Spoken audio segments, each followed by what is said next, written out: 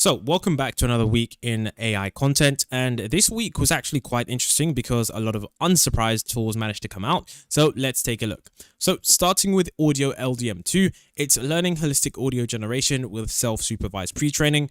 Or for the people who can't be bothered with technical jargon, it's basically text to audio, text to other stuff as well. So in this video that they talk about, they essentially put a text input in, but you're able to get an entire output of different kind of outputs. And if that doesn't make sense to you, I'm going to play part of the video, but essentially what it is that you're getting an output that is not just text to audio. So on the page, you can see it says section 1 text prompted audio generation. So you can see that this is essentially sound effects. So what you can get is you can get sound effects, you can also get music generation, and you can also get speech generation. That means this entire model, it essentially gives you 3 different entire outputs, which is really, really useful because a lot of the reasons why people use different models is because they need to fine tune these models and specify them for certain purposes. But with this model, it seems that they've managed to combine state-of-the-art text performance in text to audio, text to music, and text to speech generation, which is pretty insane. So I think this is going to be one of the models that is largely used because, as you know, people who are working with text to audio, text to music, and text to speech, usually what does happen is you might be working on a project in which you might need text to music, and which you might need text to speech, and of course you might need text to sound effects. So I could presume a tool like this, the reason I think this is so game changing is because something like this where you have these sound effects, and in a moment I will play some of them so you can see that this isn't actually awful or just something where it's just a demo. This is something that is really, really good. And I did use this tool live and it did show me something that was really cool as well. So right here, essentially what we do have is text to sound effects. I'm going to play some of these text to sound effects now so you can hear them and you can see just how good this is.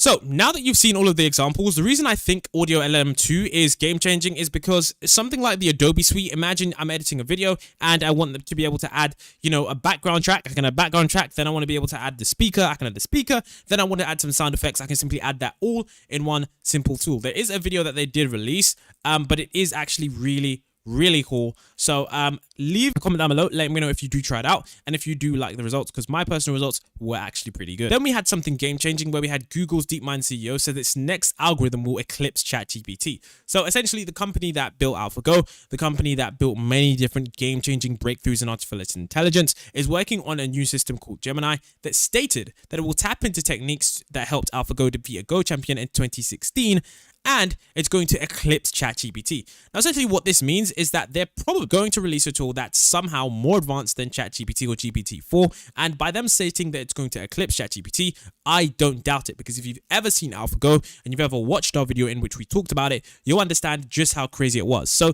essentially the reason this is so crazy is because, number one, it's from Google, and Google's DeepMind have done insane things with AI before if you've ever been around the AI space. And number two is the fact that they're pumping billions of dollars into this, and they're using a new method of training and making this AI thing. So I think this is where we're going to get some real innovation that's going to lead to that next step. And this article is really good, and I would recommend you all read this because it is very, very interesting. But of course, as you know, the article does dive into the grave risks, because when you're leveling up an AI and you're making that AI essentially into something that we've never seen before, it definitely could have some risks, because I think they didn't really understand what they were saying when they said that they're going to make sure that this large language model can plan and think long term. I mean, if someone said that to me a year ago, I would have said, well, isn't that super dangerous? Isn't that what we're trying to avoid? But now I guess they're running forward with this. So we will see. And they did say that it might be released sometime in 2024 or 2025. So that will be interesting to see how those developments do come into play and how they're going to be working on this system. Then we had Luma Labs talk about how they're essentially trying to accelerate the rate of advancement and grow their community with their sponsor, Nerve Studio, and the Berkeley AI Research Lab. So essentially what they're doing is, I think they're open sourcing this tool, and they're essentially trying to get a lot more people invested in this tool in order to make this kind of, so yeah, essentially what they're trying to do is make more people invest into this kind of software and essentially make this kinds of content with this tool, because I do believe that this kind of content and these kinds of tools are really, really underrated. And what they're about to do for technology is really, really impressive. What they also did announce around 2 to 3 days ago was is they essentially released this app called Flythroughs, an app that shows off your space with AI generated cinematic videos that look like professional drone captures. So essentially all you have to do is do your your LiDAR capture, however you do it. And then essentially what it does is it does the fly through itself. So it's actually really, really cool. I think you can also do some of the fly throughs yourself, and then it kind of makes it into a really cool montage. Now, one thing that I haven't seen anyone talk about when we look at Luma Labs AI is going to be the application in terms of crime scenes. Because one thing that I was looking at is the other day, tons of crime channels are popping up on YouTube where you can watch various documentaries of crime scenes and stuff and how detectives are analyzing this. But do you not think it would be interesting if maybe someone, for example, uses Luma Labs, takes a snapshot of the crime scene at that specific time, and then, people around the world, detectives, can analyze the crime scene, and maybe you can, have that snapshot where you can look at that and then think, okay, maybe this happened, maybe that happened, because sometimes crime scenes get contaminated, sometimes things can happen, and I think this would be definitely a really good application. I haven't really seen too many other than like real estate, of course, when you're trying to view a house, or cinematic montages, but of course this doesn't involve moving objects, which is unfortunate, but it's still really, really cool. So Luma Labs, you can use it on your phone, you can do it for your house, many different things that you want to do. So yeah, really, really cool, and I would definitely check this out. Then of course we have Nvidia finally releasing their model Neuralangelo. So essentially, if you don't know what Neuralangelo was, it was where you could just take any photo and convert it into a 3D model. So it's really, really accurate, like really, really accurate. So it's just shockingly accurate compared to the previous ones in terms of how accurate these 3D models eventually are. So it's something that will be interesting, because if you don't understand the AI cycle, essentially what happens is an AI tool gets released or announced, and then essentially what happens after that is they release a research paper usually with the tool, and then what happens after that is they open source it, and when they open source it, it allows people to build on top of that AI tool, which then means that once someone is able to build on top of that AI tool, then that's where you get all of these AI tools, all these AI apps. For example, when Llama was open source, we got tons of these smaller large language models, but now that this is open source, we're likely to get some kind of 3D recreation, stuff where people can fine tune it. Maybe they can make it better. Maybe they can make user interfaces. They can make products. So it will be interesting. And I do think that's how many businesses are going to be making money, by, just editing open source tools and making them into a full-fledged product. So definitely seems like a gold rush opportunity. But at the same time, I can't wait to use this, because there are some pictures that I do want as 3D scenes. And it will be interesting to see how this is used in many different industries. And I know this might sound weird, but I do think something like this will be used maybe in like planets or something like that. Like, for example, let's say the Mars rover is trying to analyze another planet and it can't venture to a certain area. It could take a snapshot of that terrain because it can't get there, and then it could analyze it in 3D, and then maybe you could get more data about that specific area. So that would be really, really cool. So yeah, there's many different explanations. We did release an entire video on that, so you might want to check that out in the description below.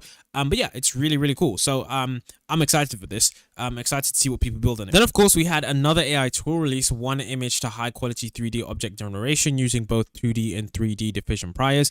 Now this one is super interesting because I've seen tons and tons and tons of different AI tools come out, even one from OpenAI, like if you even believe that. And this 3D tool surpasses even that. And one thing I want people to understand about AI, and I really do want to get a debate going in the comment section about this, because it is something that I do think is important.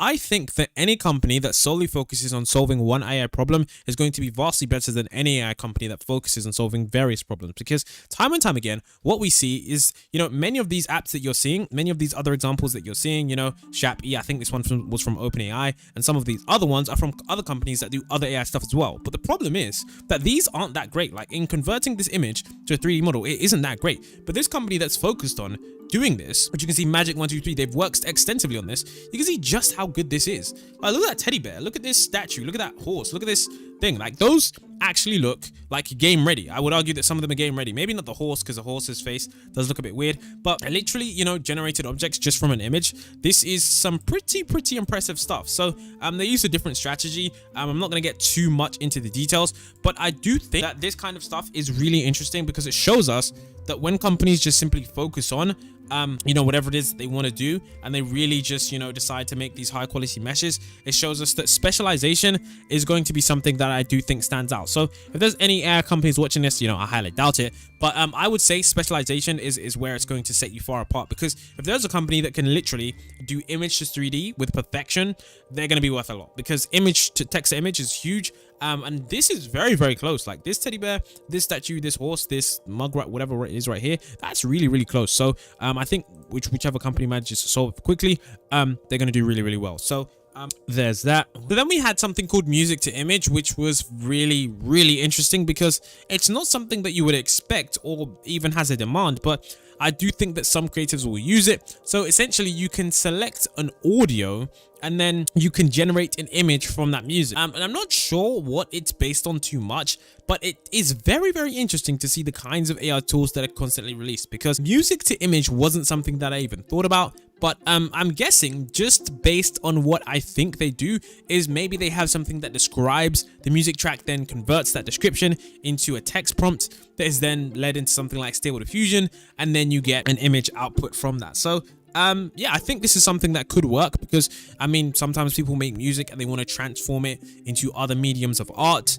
And I guess sometimes also people, when they do have music, they want to see what it looks like. You know, what does this sound like? What does this feel like? If it's aggressive, if it's, you know, having a certain theme. I don't know. It's definitely interesting, although it's not crazy, you know, it's not game changing. I still think that something like this is interesting.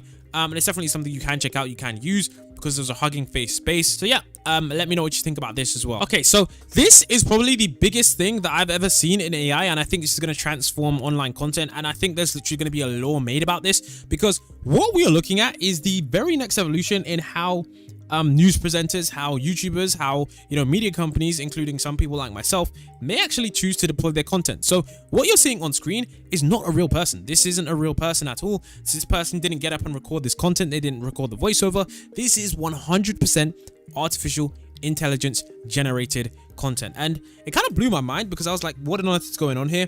But I did mess around with the software a year ago and it was shockingly good, but now it's indistinguishable from reality. So essentially this is an AI avatar. You can clone yourself and make videos and make it say whatever you want. So take a look at this video, because I know you've just been looking at some guy and you haven't even heard anything, but it's pretty insane. Okay, and I'm going to talk about some of the tricks that they did use, because I think I did pick up on some of these tricks, because it was really cool. But take a look at this video, because it's still till this day, ever since I've seen this, it's still been playing in my mind every single day, because I'm thinking, how on earth is this even possible? But enough rambling, take a look. In the early days of computer programming, a significant historical anecdote is known as Grace Hopper and the bug. In 1947, at Harvard University, Rear Admiral Grace Hopper was working on the Mark II computer. One day, the system stopped working, and technicians discovered a moth trapped between the contacts of a relay, causing the malfunction. Hopper then coined the term debugging to describe the process of fixing computer errors. She even pasted the moth in her logbook, which is now on display at the Smithsonian National Museum of American History. Now that you've seen that, understand that this YouTuber, Jesse Wellen, someone that you might know about if you've been on YouTube for maybe about 5 years, but this guy was like a prankster back in the day. It was really popular. He actually also did this with his own avatar, which he cloned, which just goes to show us how good this really is. Now, I think his video is not as good, but I do think that, you know, the movements, some of the, you know, inflections, some of the pauses do make it a lot more realistic. And I think when we start to get to that area where these AI companies start to realize that some of the mistakes is actually what makes a lot of the stuff human, that's when I think it's going to be a game over moment, because a lot of the times what we have is AI trying to be perfect, and usually perfections isn't great because life isn't perfect. Like, for example, if you were to draw like a car, there's usually, you know, rough things on the car. It's not usually a car that's just fresh out of the showroom. There's usually mistakes, there's usually marks. Usually when people speak, sometimes they go sometimes I have little off pauses, but with speech it's usually all perfect, clear and concise, which is why I think that this kind of tool, they're already getting some of that nuance perfect already, which is a little bit scary. So it will be interesting to see how far this tool does go, because I think once this gets released worldwide, because currently it's in beta or alpha,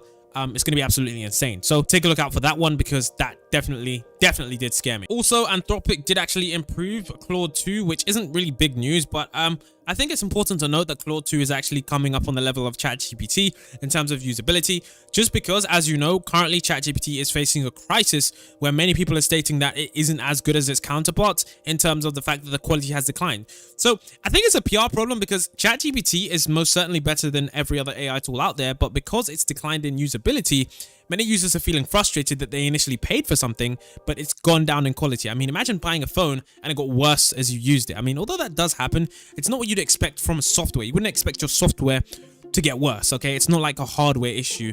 They've just decided to do that, I think, because of pricing issues. So it will be interesting to see if many people move over to Claude 2, because also you have 1,000 context window, you know, 100,000 context window, which means you can input PDFs, large bodies of text. And I know that's something that you can't do with ChatGPT. And another thing that's annoying with ChatGPT as well is that not only do you have to pay for it, it's not currently worldwide. A lot of the features they release, it's just for US at the moment. So that is, you know, quite frustrating for many users. So it'll be interesting to see what happens over the future. But I do think that Claude 2 is actually up there now, especially with the context window. It definitely sets itself apart. Also, NVIDIA unveils a more powerful AI chip coming next year. And honestly, guys, when it comes to NVIDIA, I just have to say that this company, a lot of people are saying they're overvalued. You know, it's a stock market bubble. I think the price is actually justified, and I'm not a stock advisor or anything like that, but I've looked at NVIDIA time and time again, and they just keep doing everything right. Like, honestly, they just do everything right. Like, they are really in the game when it comes to AI. Like, they have the graphics card, they have the software, they have the robots, they have the specialization, they have the team, they literally have so much stuff that I wouldn't be betting on any other company when it comes to AI. They are really great. They do provide us with a lot of information that we supply you guys with. So I would say that when they do release this GH200 super chip, it's going to be incredible. I mean, it's going to be absolutely incredible. So I didn't think that they were going to be able to continually increase the quality of their chips, but somehow they do it. And if you're thinking, okay, it's just a chip, like, what is that going to change? Well, think about it like this, okay? I mean, earlier this year or later on this year, they announced that they could train entire models on one chip when previously that wasn't possible. So if we get to a stage where you can essentially train entire models on one chip in just a couple of days, think about how quick we're going to be getting updates to AI models. Think about how quick someone's going to be able to train their own model. And think about how future models, the models like ChatGPT 6, GPT-8, GPT-10, Google's Gemini, how much easier it's going to be for them in order to train those models, because the compute time is going to be that much quicker. So I think that's something that's really underrated, and that is something that you know, people aren't realizing is going to increase so much the speed at which this kind of stuff comes out. So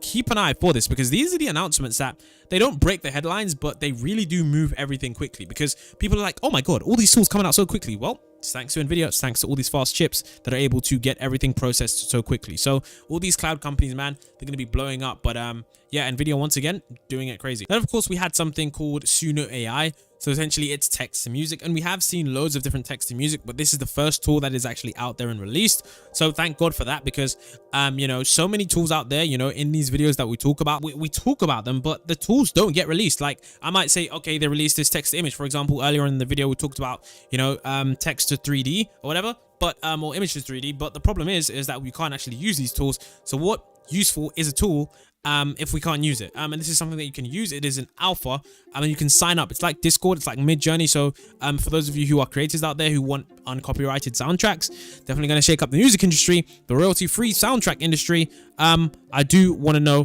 what your thoughts on is this, because although it doesn't sound absolutely insane, I do think this is going to change a lot, because once we get full 3-minute soundtracks that sound perfect, like Midjourney's text to image, things are about to change. So with that being said, let's move on to the next one. Then we have PlayHT, which is a low-key player in the AI space, and they released something called their conversational model, which actually challenges Eleven Labs. Everyone knows what Eleven Labs is. It's that privately funded company that you can use to make generated AI voices, and it sounds absolutely indistinguishable from human voices.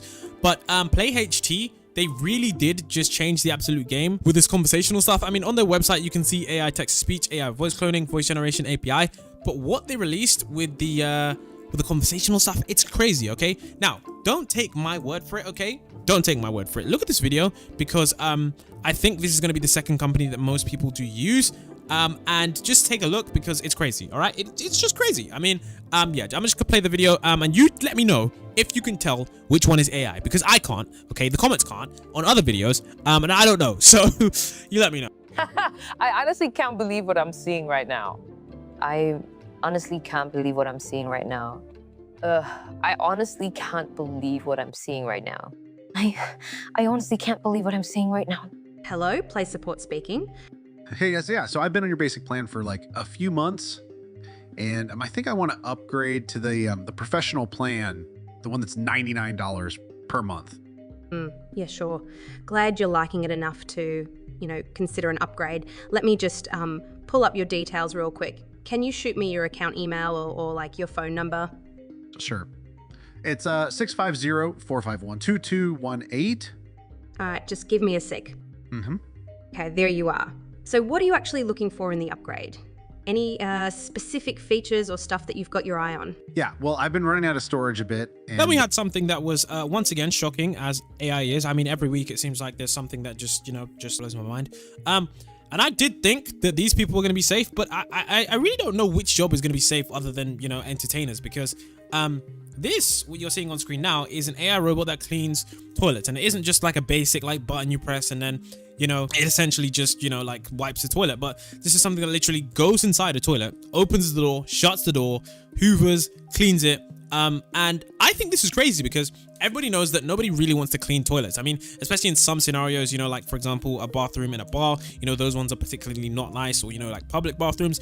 And I think you have to understand how capitalism works, where if a company can get, robots made cheaply enough to where they don't have to pay people to clean bathrooms, I think it's going to be a job that's just completely done by a robot. I mean, this robot literally is opening the door, cleaning it and just moving on to the next. It's just crazy. Like, I didn't think we'd see that this year. I didn't think we would. And maybe it's been something that has been going on, but I mean, it even grabs like some tissue and just like, it's crazy. I'm not gonna lie, guys. This was something that I really didn't see coming just yet. But let me know what you think about this, because it was just, I mean, crazy to see how good it was. It wasn't tripping over. It's got like a whole, base on it. I mean, it's crazy. I mean, you're watching the video, you're seeing what I'm seeing, okay? And maybe I'm overreacting, like, dude, it's just a robot, trying to clean the toilet. Like, it's not revolutionary by any means, but I think the accuracy in which it does it, the fact that it can open doors, I think that part is interesting. So I think this shows us, once robots get really good at something, they're really going to be a part of the workforce. But I think what's going to be crazy about this, because I did do some research and they have been working on these robots for a long time, is when these robots become super cheap. So when economies of scale start to the point where these robots become super cheap, I think that's where in your everyday life, you're going to just be walking on the street and then you're going to interact with the robot. So that's what will be interesting for the most part. But let me know what you think about this, because I do think that this is quite interesting. And I want to say one more thing before we move on from this. Most people are going to say, dude, it's just a robot that can, clean toilets. Just remember that these things get better every year. So now they can just clean robots perfectly. What are they going to be able to do next? Just remember that it's continual progression and evolution. Then we have this one where AI just reconstructed a Pink Floyd song from Brain Activity. And I don't know, guys. I don't even think we're living in reality anymore, because I feel like this stuff is happening and these videos might get 10 to 15k views or whatever, but a large majority of people don't realize how advanced this technology is increasing and just how much money is going into this software. So I really do think it's going to be interesting to see how much the world is going to change in the next, 10 to 20 years just based on AI alone. So something like this, is really crazy. So yeah, I mean, I don't know what to say other than that. Like, this is something that is basically science fiction if you told it to someone 10 years ago. So yeah, crazy.